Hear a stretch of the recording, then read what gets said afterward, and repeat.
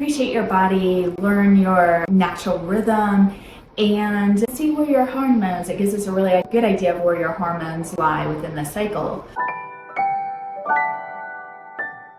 Other things that are important for couples who have had a failed IVF, those important lifestyle changes. Also very important is detox.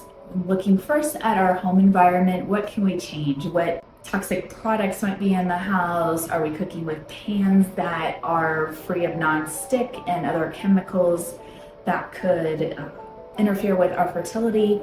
And then also doing a physical, our own body's cleanse detox as well. And usually recommend working with a functional medicine practitioner or holistic practitioner that can help walk you through that cleanse, something that's safe for your particular body.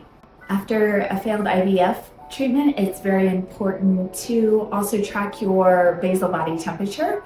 Women, I suggest doing that as early as possible. Like when they're teenagers, it helps you to appreciate your body, learn your natural rhythm, and see where your hormones, it gives us a really good idea of where your hormones lie within the cycle.